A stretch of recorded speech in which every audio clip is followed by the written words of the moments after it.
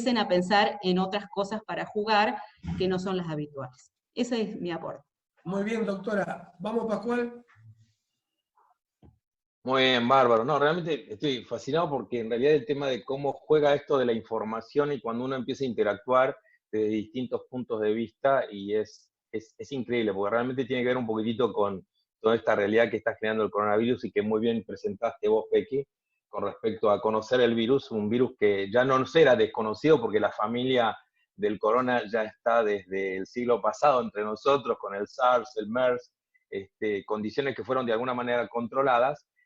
Hoy por hoy el coronavirus tiene una condición diferente que construyó una realidad que históricamente no se ha dado en otra oportunidad, es decir, que todo el mundo esté afectado, esta condición de pandemia, si bien hemos tenido grandes epidemias y han afectado regiones o países, no se ha dado la condición de tener todo el mundo afectado y que la realidad nuestra sea como la del italiano, la del español o la del indonesio. O sea, es un tema de una realidad muy extraña que nos está tocando vivir y que, sobre la cual nadie, absolutamente nadie tiene una experiencia cierta. Y de alguna forma estamos todos aprendiendo en un momento muy particular que tiene que ver con el tema de los medios, los recursos como esto, y da esta sensación que muchos comparten, que no vamos a volver al mismo punto de donde salimos. O sea, la realidad va a cambiar en muchos aspectos cuando regresemos a nuestras actividades, cuando regresemos a nuestros roles habituales.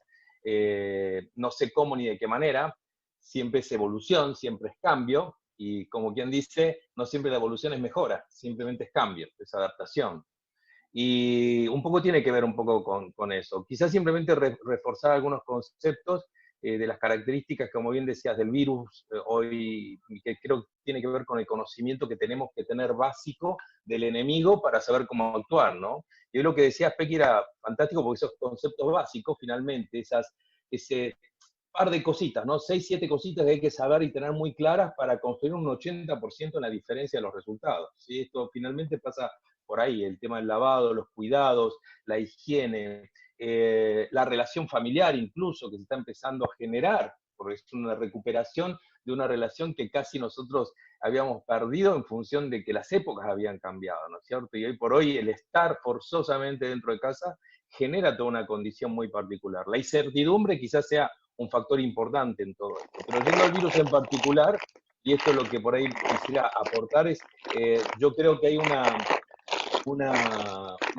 realidad desde el punto de vista de las técnicas que tenemos para protegernos de él, ¿no? O sea, una es, como bien las has descrito vos, Pequi, y es esencialmente todo lo que hace evitar que tome contacto con el virus, ¿sí? El aislamiento social, físico, como recién lo comentabas, el tema del lavado de manos, etcétera, etcétera. Es evitar que el virus tome contacto conmigo.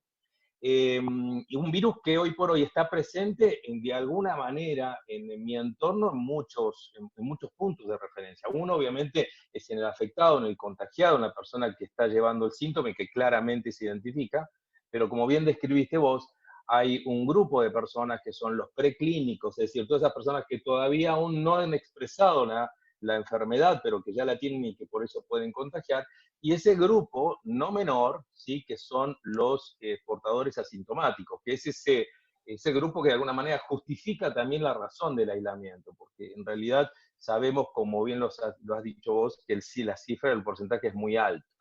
Es un de detección difícil, debiéramos estar haciendo test a todo el mundo, muchos lo han hecho y han tenido un buen resultado en cuanto a eso, pero también la confiabilidad de los test tiene su aspecto relativo. Es decir, entonces, por un lado tenemos este tipo de medidas, las que evitan que tome yo contacto con el virus.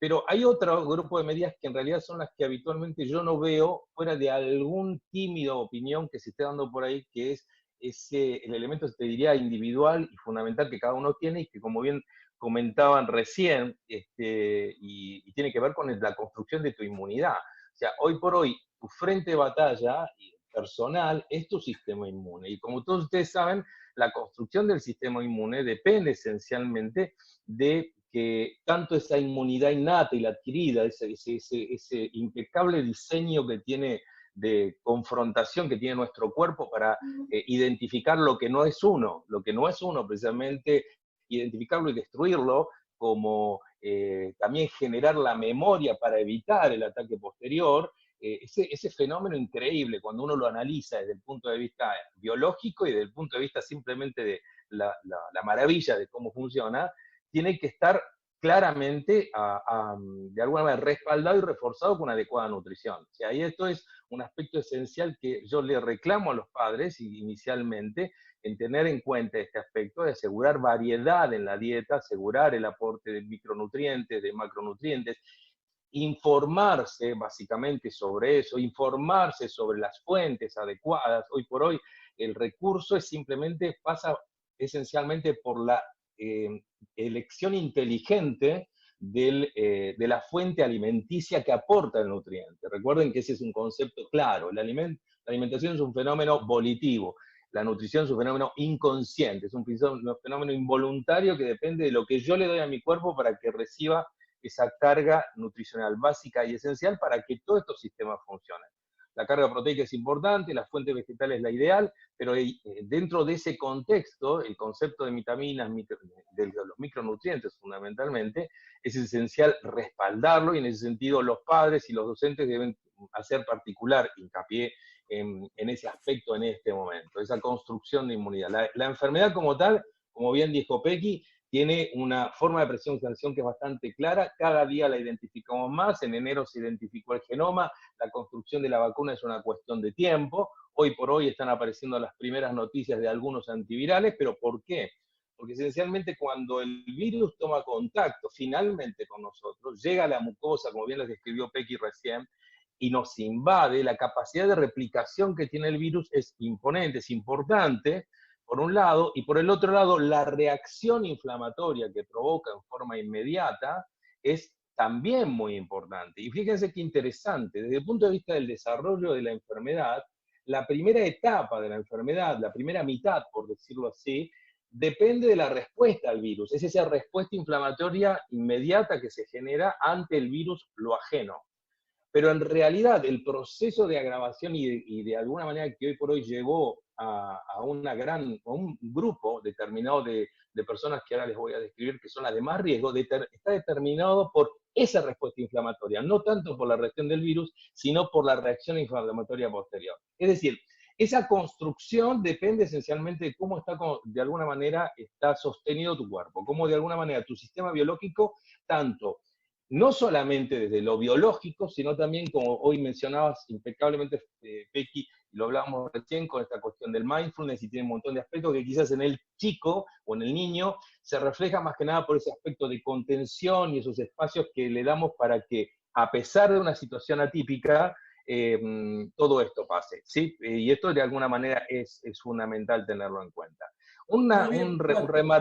Remarcar simplemente una cosita con respecto a las poblaciones de riesgo, y esto es importante tenerlo en cuenta, y esto es llamativo. Las poblaciones de riesgo en este momento son claramente las que están en tercera y cuarta edad, eso ya lo sabemos todos, pero esencialmente aquellas que tienen prevalencia de enfermedades previas, enfermedad cardiovascular, diabetes, hipertensión, etcétera, etcétera. Todas las enfermedades de las que venimos hablando hace años están construyéndose a partir básicamente de nuestros hábitos.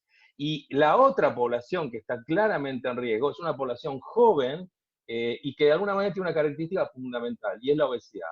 El obeso joven con gente con sobrepeso o aumento de grasa corporal, está prácticamente en una condición de riesgo tan parecida a la de, por lo menos en estudios que se han remontado, a estas poblaciones de gran edad, ¿sí? Así que eso es un poco el aporte que quería darle, para que de alguna manera ver cómo de entre todos construimos una realidad en este contexto. Gracias, Pascual. A ver, Santiaguito, vos.